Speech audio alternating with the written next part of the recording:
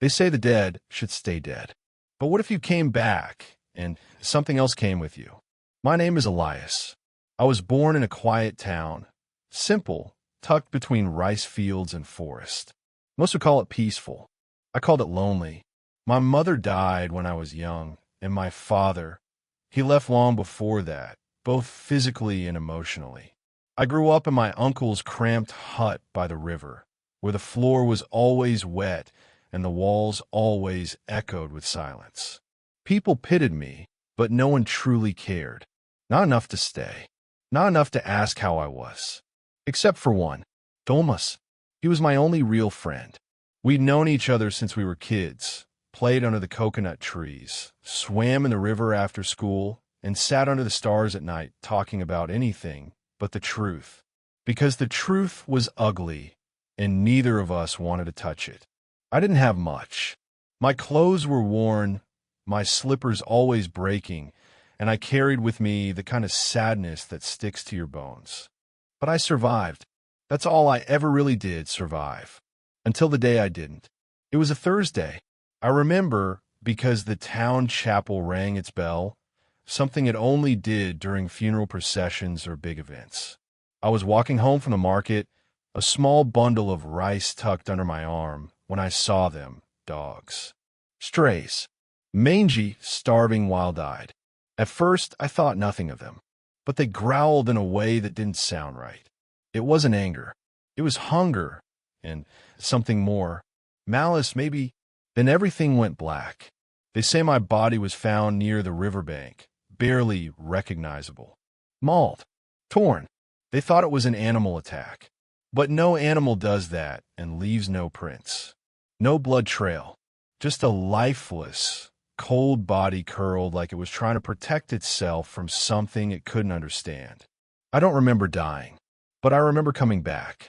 3 days after my burial, lightning struck the old Nara tree beside the cemetery. It split clean down the middle. People said they heard screams that night, but no one dared check. Except Tomas. He went up there the next morning, trembling but determined. And that's when he found me. Alive. Naked. Soaked. Covered in mud and ash. Eyes wide open but empty. I don't know how I got there. I don't remember crawling out of the grave or walking to the tree. All I remember was darkness. Then cold. Then pain. And then a silence so loud it rang in my ears. The town was terrified. Some cried, thinking it was a miracle. Others whispered the word molto. Some even said demonio. My uncle refused to see me. The priest wouldn't let me inside the church. But Tomas, he stayed. He let me stay in his small room, away from everyone's eyes.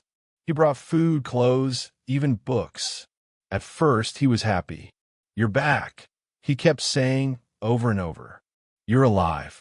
But soon, he started noticing things. I didn't eat. I didn't sleep. My eyes never blinked unless I remembered to. I didn't feel heat or cold. Wounds didn't bleed. I tried to pretend, to laugh, to smile like I used to, but it didn't feel real. It didn't feel mine, because I wasn't me. Something had changed. At night, I would hear whispers, not from outside, but from within. My reflection in the mirror would blink at the wrong time. Sometimes it smiled when I didn't. Once, I saw it looking at me even when I turned my back. Birds no longer sang when I passed. Dogs barked. Cats hissed.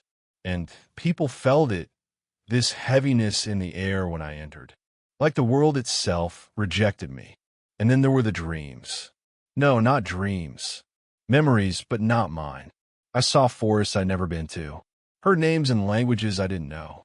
I walked through temples made of bone and stairways that led to fire. I stood before beings cloaked in black smoke. Eyes like moons, mouths that spoke without moving. And always they call me by another name. Something old. Something forgotten. Tomas tried to ignore it. He told me it was just trauma, that I needed time to heal. But I saw the fear in his eyes.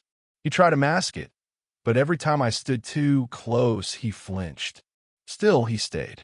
He told jokes, cooked meals, took me to the river like before, even though I never dipped my feet in. We played cards under the shade, and for a moment it felt normal. But deep down, I knew I wasn't supposed to be here. Not like this. And then it happened. One evening, the sky turned red. Not orange, not pink. Red, like blood had stained the heavens. The wind stopped. The trees stood still. Even the river held its breath. We were walking back from the fields when we saw her. A woman, pale, wearing a long white dress, face covered by a black veil. She was standing at the exact spot I had been found. I froze. Tomas called out, thinking maybe she was lost. But she didn't answer. She just raised one hand and pointed straight at me. Suddenly, my chest burned. Not like fire, but like something deep inside was being pulled, ripped apart. I collapsed, gasping, as the sky above us began to swirl. Tomas ran to me, shouting, but I couldn't hear him. All I heard was the woman's voice inside my head. "You are not supposed to be." And just like that, she vanished. Gone. No trace. No footsteps. No wind. Only silence and the slow, creeping realization that whatever had brought me back wanted something in return. Something I didn't have. Or maybe something I was becoming. I couldn't sleep that night. Even with Tomas beside me, even with the moonlight slipping through the cracks of the bamboo wall, I felt watched. Not by someone outside, but by something inside. Like my own body was a cage, and whatever was inside was trying to stretch its limbs. Tomas tried to joke again, saying I needed a doctor, maybe even a priest. But I knew it was more than that. That woman, whoever or whatever she was, had awakened something. A warning, maybe, a curse. I didn't know yet. But one thing was clear. She knew what I was, or what I was becoming. The next morning, I went back to the cemetery alone. The tree that had been struck by lightning still stood, but now it looked different, older, as if centuries had passed in one night. Its bark was split open like a mouth, and at the base of its trunk, something shimmered. I knelt down. Buried halfway in the soil was a small object, a smooth, iridescent kabibi shell, glowing faintly even under the morning light. I touched it, and a sudden warmth spread through my hand. Not painful, but heavy, like it carried weight from another world. I kept it. I didn't tell Tomas. I didn't know why, but something told me it was meant for me. Later that day, I returned to the river, the same place where they found me, the same place I used to play as a child, before the world turned cruel. I sat on the rocks, clutching the shell in my hand, and stared at my reflection in the water. For the first time, it didn't move. I blinked and it didn't. It just stared back, expressionless, empty, dead. Then a voice spoke behind me. "You were not meant to come back." I turned quickly. A man stood waist deep in the water. His skin was dark, almost bluish. His eyes glowed faintly like embers, and his body shimmered with scales that caught the sunlight. A shokoi, but not like the stories. He wasn't monstrous. He was regal, calm, but there was sadness in his voice, like he had seen too many lives end before their time. "You touched the kabibi," he said, stepping closer. "Then it has begun." "What?" I asked, my voice trembling. "What has?" "The crossing," he said. "Your soul, it was not supposed to return. But something opened the gate. And now, the balance is broken." I stared at him, heart pounding. He looked at me like he had known me for years. "Your mother," he whispered, "did she ever speak of the mountain?" My heart sank. "She died when I was 6. He nodded slowly. "Then she died before she could tell you the truth." That night, I asked my uncle about my mother. At first, he dismissed me, said it was too long ago, that there was no point digging up the past. But I insisted. I told her what I saw, what I heard. His hands trembled as he lit a cigarette. He stared out the window for a long time before finally speaking. "Your mother wasn't like the others," he said. "She had something in her, a gift, or a curse." He took a long drag. "She used to speak to spirits." heal animals, sometimes even people. At first, the neighbors called her Albularia, but when strange things started happening, crops dying, babies being born sick, they turned on her. They blamed her. I swallowed hard. What happened? One night, he said, his voice shaking, they came. The Aswangs. Not just one. A pancat. They tried to take her. And me? You were a baby. She hid you in the attic. Fought them off with a blade dipped in salt and oil. The whole house caught fire that night. I remembered the fire. I remembered her scream. I thought it was just a dream. She died protecting you, my uncle said. But before she did, she gave something to the Matanda S.A. Bundock, the last Bante of our bloodline. I leaned forward. What did she give? He looked at me, eyes hollow. Your soul. The next days were heavy. The dreams became more vivid. I saw creatures with wings made of smoke, trees that bled, rivers that whispered. And always I saw her, my mother, standing beneath a waterfall, holding a knife made of bone and wood. The Kabibi began to change, too. At night it glowed. When I held it against my chest, I could hear a heartbeat. Not mine, but something older, deeper. Tomas grew more distant. I could see the fear in his eyes now. He wanted to help me, but the space between us was growing like a wound. One night, I finally confessed everything. The Shokoi, the shell, the voice of my mother in my sleep. He didn't speak for a long time. Then he whispered, what if he didn't come back alone? The next morning, we went to the old albulario who lived near the foot of the mountain. Everyone called him Lolo Dente, a half-blind man who never left his hut and spoke in riddles. When I entered, he stared at me for a long time before speaking. Your eyes, he said. I see two shadows in them. He motioned for me to sit. He placed dried herbs in a small bowl, lit them, and waved the smoke around me. Then he reached behind an altar and pulled out a wooden box. Inside was a blade, curved, carved with symbols, wrapped in a red cloth soaked in old blood. This belonged to your mother, he said. She used it the night she died. I reached for it, and the moment I touched it, the room shook. The fire dimmed. The shadows in the corner moved. She passed her power to you, he said, but she also passed her enemies. I looked at him. The Aswangs. He nodded. They are hunting again, and this time they want what's inside you. What is it? I asked. He pointed to the Kabibi in my pocket. That is a mutia, a piece of spirit stone. It was used to bind your soul, but it's cracked now. The barrier is weak. If you don't learn to protect it, they will tear it open. That night, I stayed in Lolo Dente's hut. He began to teach me small rituals, how to blend salt and ash, how to draw wards using Yuling, how to hear the language of trees and rivers. I felt foolish at first, but then I started to feel something else. Strength, like my body was remembering things it had forgotten. I began to move with more certainty. My dreams became clearer, but with every step forward, the shadows grew closer. Sometimes at night, I'd hear scratching at the door. Once, a bat crashed into the window and dissolved into smoke. The wind began whispering names I didn't recognize. But the worst was what happened to Tomas. I found him one morning, half conscious, wounds all over his arms, his eyes wide with terror. He couldn't speak. All he did was point to the woods. They know you're awakening, Lolo Dente said grimly, and they'll strike before you're ready. And now, I stand between two worlds, one foot in the life I once knew, the other in something ancient and terrible. My mother left me this path.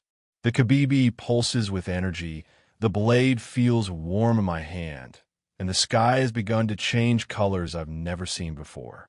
Something is coming, and deep down I know, whatever brought me back didn't come alone.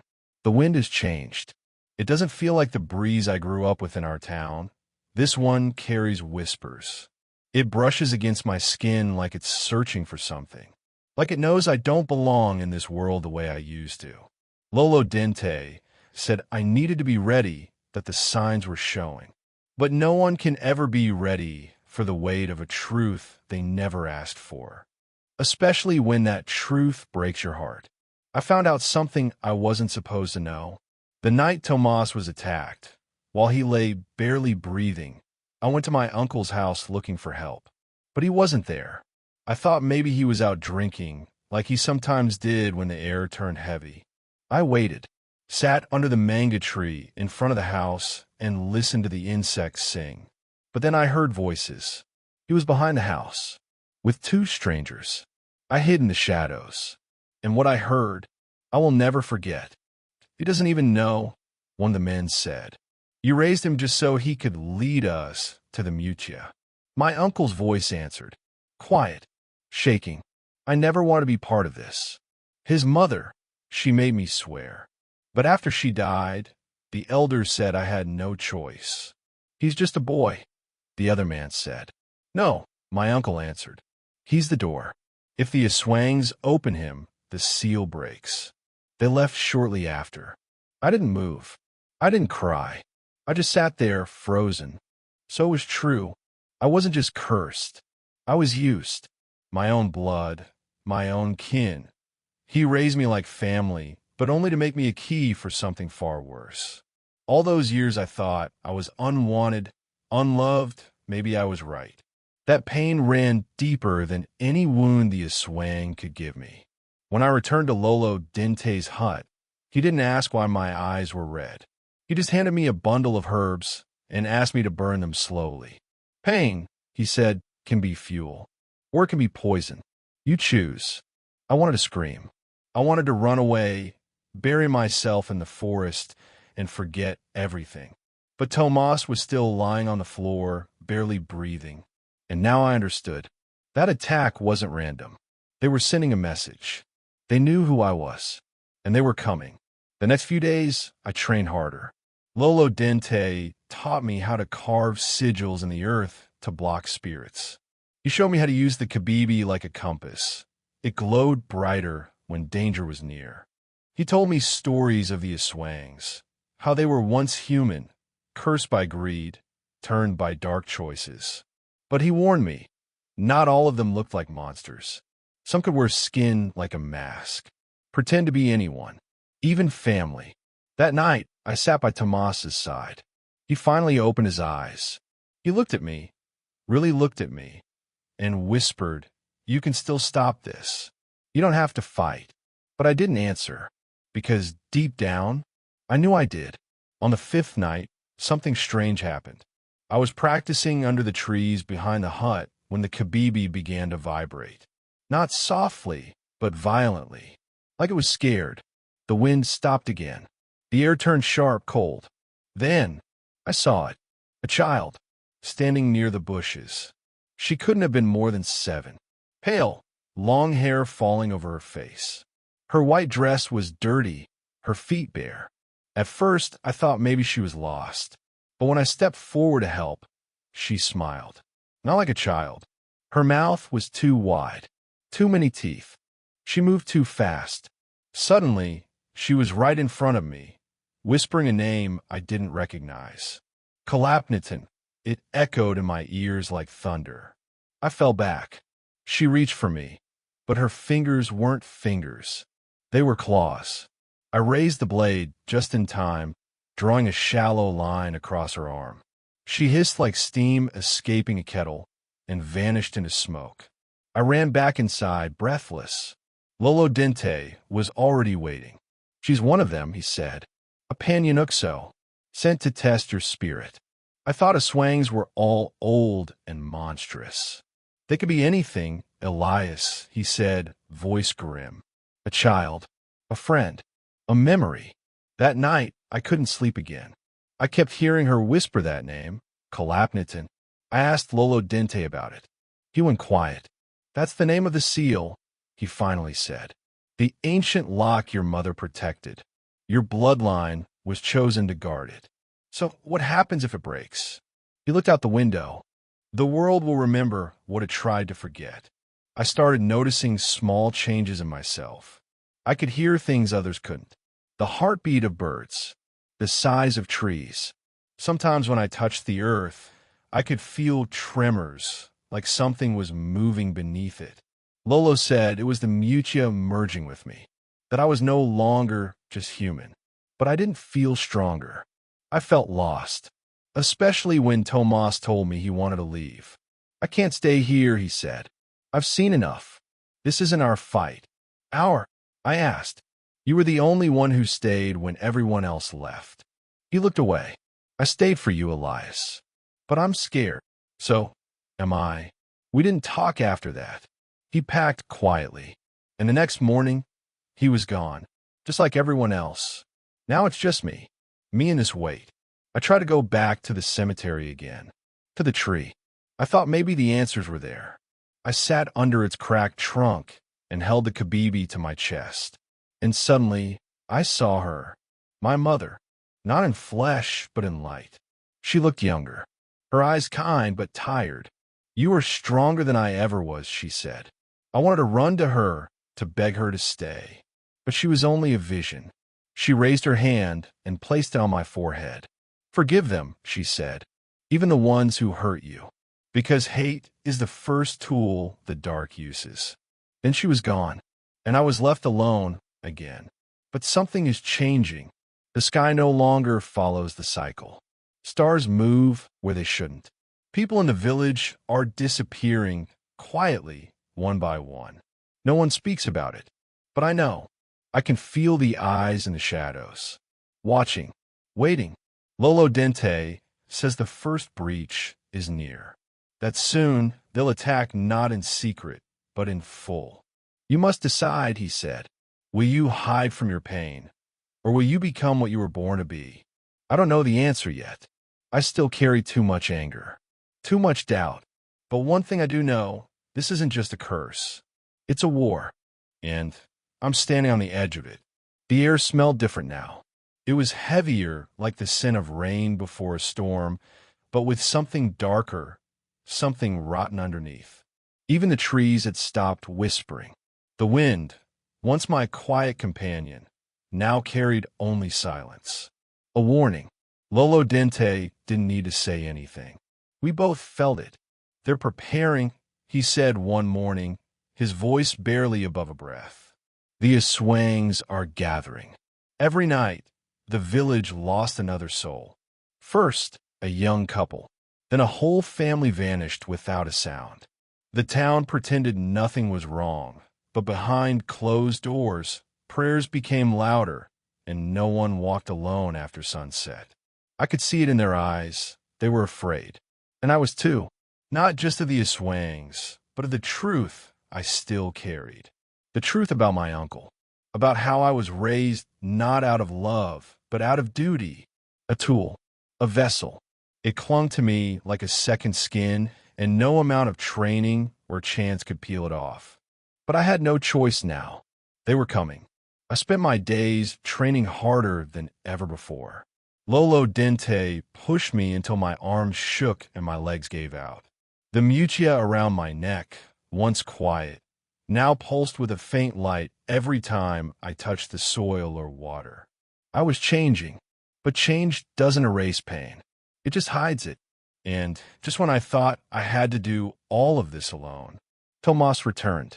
He came at dawn, his body bruised, his eyes sunken from sleepless nights. But he was alive. I couldn't stay away, he said. I heard them in my dreams, calling your name. We didn't say much after that. We just nodded at each other like nothing had happened, like he never left. That's how it is with real friendship. Words aren't always needed. Lolo Dente didn't ask where he had been.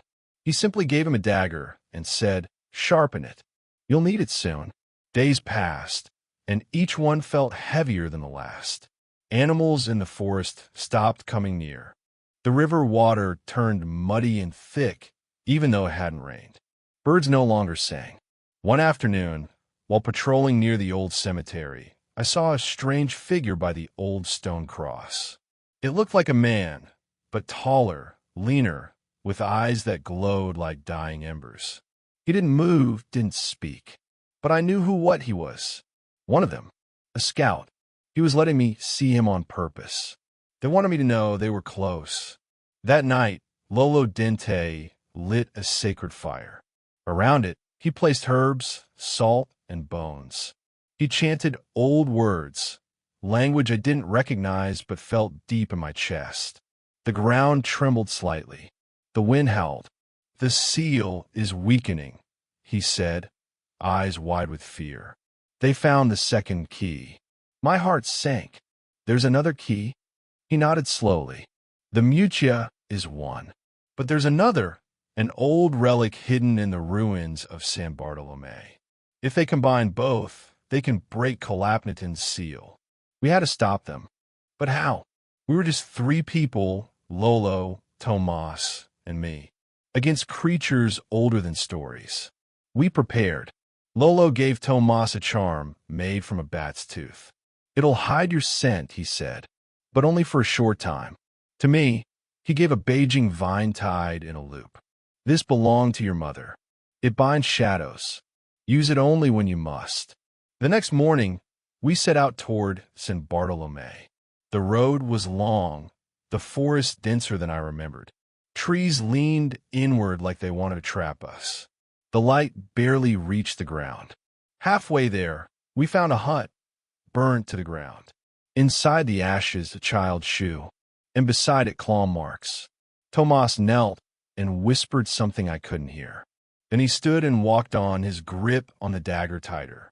The silence between us wasn't anger anymore. It was focus. We knew what we were walking into. When we reached the ruins, the air felt thinner. No birds, no insects, just the sound of stone breathing, cracking with every step we took. At the center of the church ruins stood an altar covered in moss and vines, and on top of it a box, small, wooden, with carvings that glowed faintly. We approached carefully, but just before I could reach it, the ground shook, and from the shadows, they came. 4 of them, not like the scout.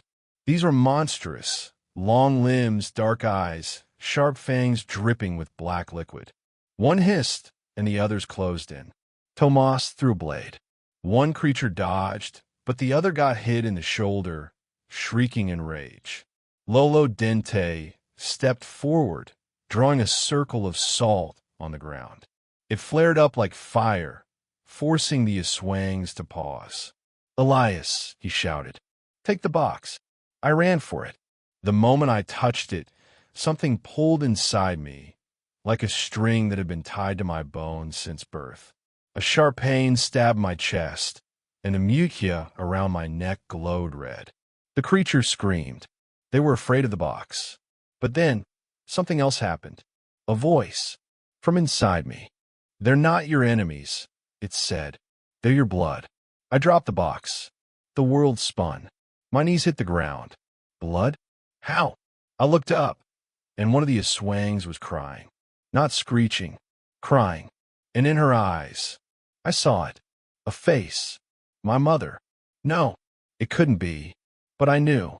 Deep down I knew. "Elias," the creature said in a broken, rasping voice. We were forced to turn. We were cursed for protecting the seal.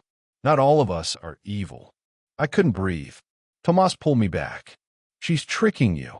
I didn't know what to believe, but the box was still glowing, and the earth was still shaking. And then, the sky turned black. A shriek louder than anything I'd ever heard echoed across the forest. The creatures froze. Even Lolo Dente went pale. "That's him," he whispered. "The Shadow King. He's waking." The real enemy had finally moved, and we were out of time. We ran, back through the forest, past the ruins, holding the box, the mutia, and more questions and answers. Behind us, something massive moved through the trees. Not walking, gliding. And in its wake, everything died. When we reached the hut again, Lolo collapsed. Too weak. He looked at me with trembling eyes. "You are the seal now. If he finds you, it's over." Tomas stood beside me, silent. No more jokes. No more fear. We knew what was coming, and we weren't ready. But we had no choice. The final battle hadn't begun yet, but it was close. We could feel it, breathing, waiting. Everything after that night felt different. The world hadn't changed, but I had. There were voices now, not from outside, but inside me. Whispers that came when I was still. They weren't evil, but they weren't mine either. They carried memories, images, places I'd never seen, people I'd never met, but somehow I knew them. Lolo Dente stayed quiet most of the time, resting. Tomas kept watch by the windows, his dagger always close. But something about him felt distant. His eyes were always somewhere else. The box we took from the ruins sat in the center of the room, wrapped in white cloth, surrounded by salt. Every night, it hummed like it had a heartbeat of its own. One night, as I sat beside the fire, holding the mutia close to my chest, the air suddenly grew colder. And I heard it again, the voice, not in words, but in feelings. You're not just a seal. You're key. The next morning, Lolo finally spoke. He looked weaker now, his skin grayer, but his voice still had strength. There's something I never told you, he said. I felt a knot tighten in my chest. I knew what was coming wouldn't be easy. You were not supposed to live. The world paused. What do you mean? You were born on the night the Shadow King's prison cracked. Your parents, they were chosen to stop it from breaking fully. But they were betrayed. My head spun. By who? He looked at me with guilt. Your uncle, the one who raised you. He handed them over to the Aswangs, thinking he could save himself. But he didn't know your mother had already placed part of her soul inside you. My mouth went dry. My fingers curled into fists. So all those years, living with that man who barely looked me in the eye, who treated me like a stranger, he knew. He knew everything. Why didn't you tell me before? Because knowing would have made you angry. And anger feeds the darkness. I turned away, but the fire reflected my trembling hands. That day we were supposed to rest, but I needed air. Space. Tomas followed me. We walked without speaking through the tall grass behind the house, toward the cliffs that overlooked the sea. There, the wind was strong, freeing, but the silence between us had grown too heavy. I turned to him. You're hiding something. He flinched. What? You haven't been the same since you came back. Where were you, really? He looked at me, eyes full of something I didn't want to name. Then he spoke. I saw her. Who? Your mother. In the spirit world. The wind stopped. She's not dead, Elias. She's trapped. What are you talking about? When the Aswangs turned, they cursed her soul. She's tied to the Shadow King's prison. That's why the voice in you, that's her. I stared at him, breathless. She told me to protect you, no matter what. Then he dropped something into my hand. A broken pendant. Half of the same mutia I wore. It matched perfectly. That night, I couldn't sleep.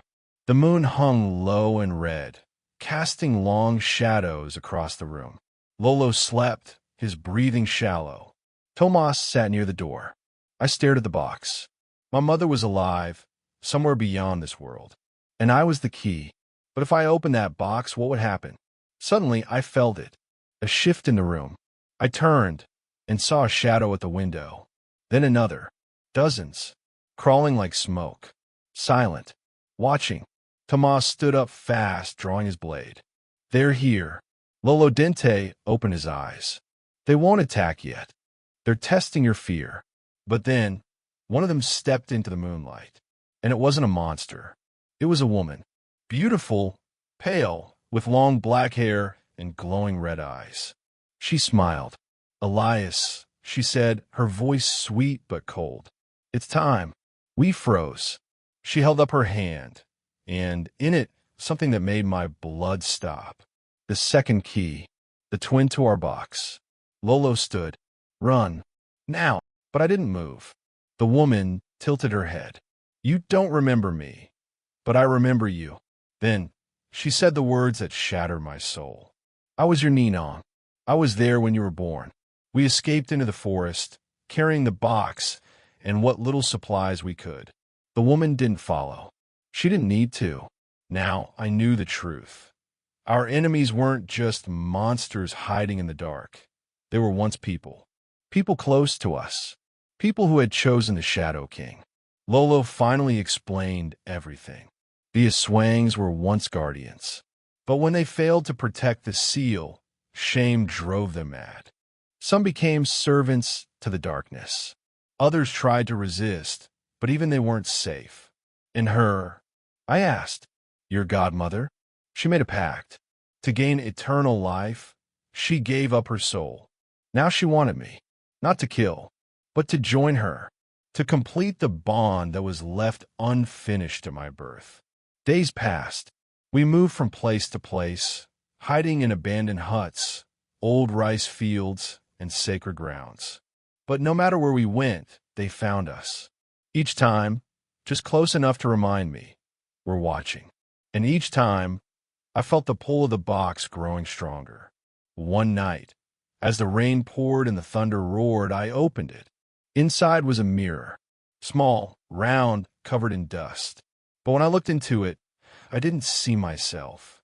I saw a child, a version of me, but happier, whole. And then behind him, a figure, a woman, holding his hand. She looked up and smiled, and I remembered her face. My mother. But before I could reach out, the mirror cracked. The next morning, Tomas was gone. He left no note, no trail, just a broken pendant lying on my blanket, and a smear of blood by the door. My heart sank. Had they taken him? Or did he go willingly? Lolo didn't speak. He just sat by the fire, muttering prayers. The box wouldn't close anymore. The mutia around my neck pulsed with heat. The whispers became louder. Not just one voice, but many. Like an army waiting behind a wall, ready to break through. The Shadow King was near. But something else had changed too. I could feel in my blood. My power was waking. But with it came pain. Visions. Nightmares. Screams. It was too much. And then I realized this wasn't about sealing a door anymore.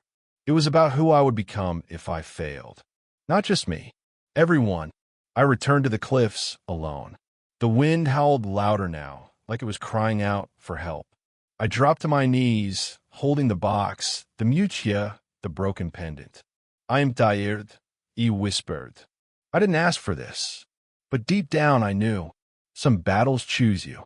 And even if I wasn't ready, I had to stand, because behind that final door, he was waiting, and so was my fate. I stood at the edge of the cliff where it all began, the box in my hands, the mutia pulsing like a second heartbeat. The sea roared below like a beast warning me not to go further. But I knew I had no choice now. The signs had all led here. Lolo Dente was gone. Tomas had either betrayed me or sacrificed himself, and I could feel the Shadow King rising. The final battle was close, and I didn't even know if I could win. Then the sky darkened, not with clouds, but with smoke. Black, living, crawling smoke that twisted like vines through the air. From it, figures began to step out. Some walked, some floated, some crawled like dogs with broken spines. The Aswangs. But they weren't attacking. They were waiting. For her.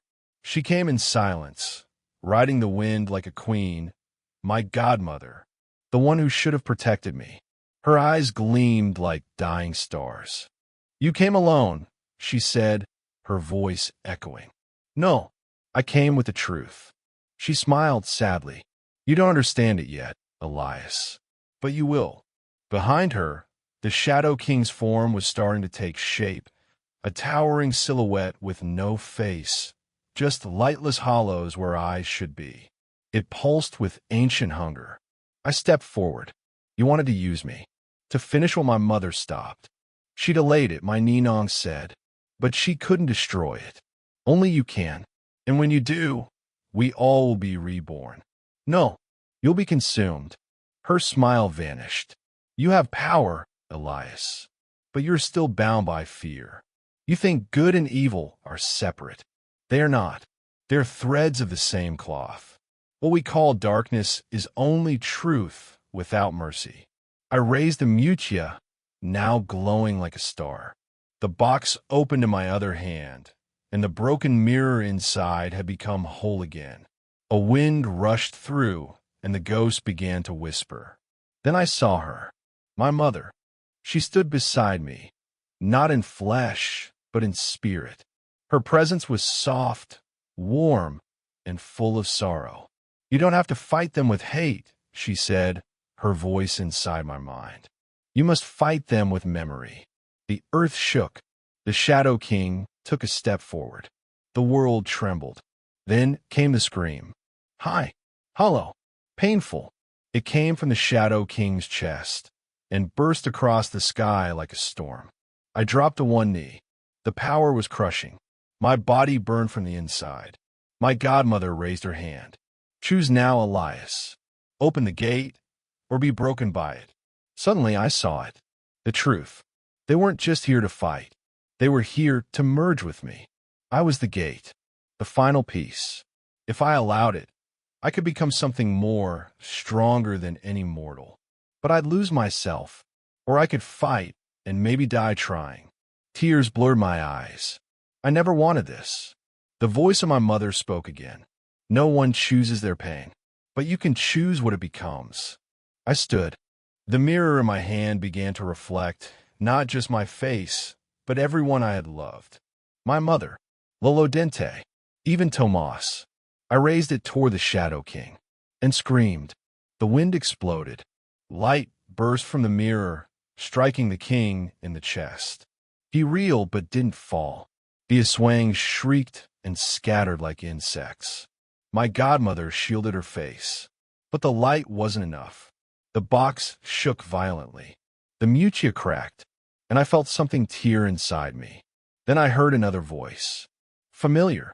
Tangapin Emo Elias. "Let me help." It was Tomas. From the smoke, he emerged, half covered in shadow, his body wounded, eyes red but still human. "I made a deal. I let them touch me, so I could reach you. My heart broke. You were supposed to be safe." He smiled weakly. "Safe doesn't save anyone." He held up his own pendant, its light flickering. Together, we pointed the mutias toward the king. And then, I spoke the words Lolo had taught me. Words in an old tongue I didn't understand, but my soul remembered. The box opened fully. The light became a fire, and the Shadow King screamed. The ground split beneath him. He fell, not into flames, but into silence. And all around us, the Aswangs turned to ash. It was over. I collapsed, breathless. The mirror shattered. The mutia turned to dust. My godmother's form flickered. "You could have ruled beside us," she whispered, fading. But I chose to remember who I was. With one last sigh, she vanished into the wind. Tomas crawled to my side. His wounds were deep. "I don't have much time," he said. I shook my head. "No, you'll stay with me." But he smiled, that old mischievous smile. "I gave part of myself to the Shadow King. The rest is yours now." "What do you mean?" He touched my chest. "You're not alone anymore. I'm with you. Always." And just like that, he was gone. Like mist in the morning. The days after were quiet. Too quiet. I returned to the village ruins. Buried what was left of Lolo. I rebuilt what I could. The people who had once feared me now call me protector. But I didn't feel like a hero. I felt hollow, until one night I saw a light flickering from the forest. And there, at the edge of the trees, a child, looking just like me when I was young, barefoot, alone, but smiling. He walked up, placed something in my hand, and vanished. It was a small seed, warm, glowing, and suddenly I understood. The story wasn't over. It was just beginning. The world felt quieter after the storm. No more whispers in the wind. No shadows hiding behind trees. Just the sound of waves, the hum of insects, and the distant voice of a rooster greeting morning. I walked the edge of the village barefoot, just like I used to as a boy. The ground felt familiar, rough but warm, alive. For the first time in what felt like forever, I wasn't afraid of silence. After the fall of the Shadow King, the land began to change. The trees stopped bleeding black sap. The animals returned. Even Amenkakalam's old hut, once a place of fear, now stood empty and clean, its roof repaired by quiet hands from the village. They no longer feared me. Instead, they nodded when they saw me. Some even smiled. Children followed me around, asking for stories. Kuya Elias, is it true you fought monsters? Did you fly? Did you really bring back the sun? I told them bits and pieces. The safer parts. The kind that made them dream instead of fear. But inside me, the weight still sat heavy. Tomas was gone. Not forgotten, never, but gone. And Lolo Dente's voice no longer came to me in the wind. I felt older than my years. Not tired, but changed. That's when I remembered the seed. The glowing one left by the child in the forest. I had placed it in the center of Lolo's garden, where his old commodity vines used to grow. At first, nothing happened. But weeks later, a strange tree began to grow, silver leaves, bark that shimmered in the moonlight. The villagers called it Puno in Alala. The tree became sacred. Some claimed they saw dreams when they touched it. Others said they heard voices from their past. I never confirmed or denied anything. I just watered it every morning. That was enough. Then one night, as I sat near the tree with my notebook, trying to write everything down before the memories slipped away, I heard a small voice behind me. Why did you stay? I turned. It was the boy again, the same one who gave me the seed. Same wide eyes, same bare feet. Only this time, he didn't vanish. I stayed, I said slowly, because someone has to remember. Do they know what you gave up? I shook my head. No, and they don't need to. That's not why I did it. The boy tilted his head. But you're still in pain. I paused, then nodded. Yes, some wounds don't heal, but they become part of you, like a scar you stop hiding. The boy stepped forward. Then you're ready. For what? He reached into his chest and pulled something out, a pendant. Small, simple, shaped like a seashell. Tomas's pendant. My breath caught. But he's gone. The boy smiled. Not everything that leaves is lost. He placed it in my palm. You have more to do. This was just the first door. And then he faded. Not like mist this time, but like light drawn back into the stars. The next morning, I woke up different. Stronger. Not in body, but in purpose. I packed a bag with a few things. Lolo's old knife, my notebook, the mirror shards, and the pendant. I left the house unlocked. The villagers would understand. Before I left, I knelt beside the tree and whispered my thanks. To my mother, to Tomas, to Lolo, to myself. Then I began to walk. Not away, but forward. In the years that followed, I became a traveler. A quiet helper in places where the wind still whispered of curses, where rivers ran backwards at night, where children disappeared and returned with eyes too old. Sometimes I fought. Sometimes I simply listened. But always I remembered. And wherever I went, I planted seeds. Not all grew into glowing trees. Some just bloomed with flowers. Some died. But each one was a reminder. The story didn't end with me. It continued in every soul that chose light over shadow. One rainy afternoon, many years later, I returned to the village. It had changed. Bigger now. Louder. Children ran through clean streets. The tree still stood in the center, taller than the church bell tower. And under it a boy was waiting. Not the same one from before. A real one. Living. Curious.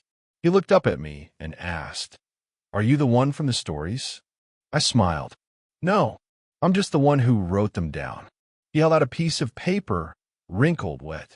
A drawing of a man holding a glowing mukia, standing between a monster and a burning sky. "Will you tell me how it ends?" I sat beside him and whispered, "It never really ends." That night, I stood under the tree again alone. The pendant around my neck pulsed softly. The wind carried voices, not loud, but warm. I closed my eyes, heard Lolo's laugh, my mother's lullaby, Tomas's final words. "You're not alone." I wasn't. I never was. The darkness came. The darkness passed, and still I stood, not as a warrior, not as a chosen one, just as Elias, the boy they brought back to life, but who finally became himself.